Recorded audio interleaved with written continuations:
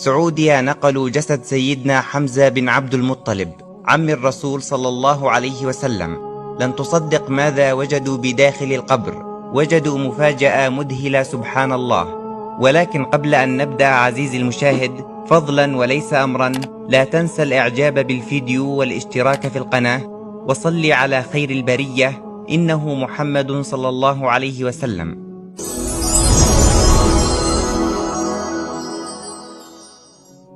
شهدت المدينة المنورة في المملكة العربية السعودية قبل أعوام هطول أمطار غزيرة وسيول جارفة تسببت في الكثير من الأضرار في بعض الأماكن، وكان جبل أحد من أبرز الأماكن المتضررة من السيول، حيث جرفت هذه السيول قبور بعض الصحابة من شهداء معركة أحد الذين بلغ عددهم 70 صحابيا، ومن بينهم قبر الصحابي الجليل حمزة بن عبد المطلب رضي الله عنه وعن بقية الصحابة أجمعين.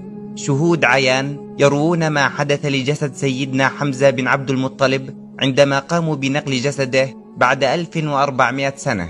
ذكر الدكتور طارق السويدان في سلسلته القيمة قصة النهاية نقلا مباشرا عن فضيلة الشيخ محمود الصواف عن الحادثة العظيمة التي تشرف بها بعض العلماء في مكة المكرمة في إعادة دفن بعض الصحابة رضي الله عنهم من شهداء أحد، حيث قامت الحكومة السعودية باستدعاء عدد كبير من العلماء في المملكة من أجل نقل جثامين الصحابة الكرام إلى مقبرة آمنة وبعيدة عن سيول الأمطار، وهذا للحفاظ على رفات الصحابة.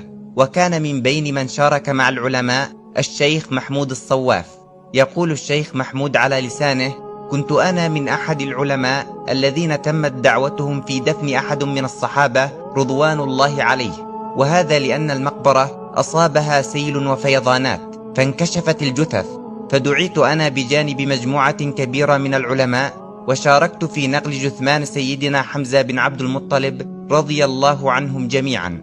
والآن سنتعرف على المعجزة التي حدثت أثناء دفن جسد سيدنا حمزة بن عبد المطلب، وكيف أنهم شاهدوا الصحابة رضوان الله عليهم بعد مضي أكثر من 1400 عام. يقول الشيخ محمود الصواف في وصف المعجزة التي حدثت أثناء نقل جثمان حمزة رضي الله عنه، قال أنهم شاهدوا أجساد الصحابة باقية كما هي، لم تتغير ولم تتعفن أو تتحلل، وهذا مصداق لبشرى الحبيب محمد صلى الله عليه وسلم للشهداء أن الأرض لا تأكل أجسادهم أبدا. ويقول الشيخ في وصف سيدنا حمزة أنه كان ضخم الجثة مقطوع الأنف والأذنين، وكانت بطنه مشقوقة، فوضعت يدي على بطنه، ولما حركناه ورفعت يدي عنه سال الدم من بطنه، وعند سيلان الدم شممنا رائحة مسك طيبة زكية لم أشم مثلها في حياتي، ملأت المقبرة، فدفنته مع من دفنت من صحابة النبي محمد من شهداء أحد. يقول الدكتور طارق السويدان: هذا ثابت بالتواتر وبرؤية العين، فسبحان الله العظيم، بعد مضي أكثر من 1400 سنة ما زالت أجساد الصحابة حية إلى الآن. فما أعظمك يا الله، سبحانك، أي فضل هذا، وأي كرم أعطيته للشهداء، إذ بلغ كرمك يا الله للأجساد وهي تحت التراب لا يراها أحد، فكيف يكون كرمك في جنة عرضها السماوات والأرض؟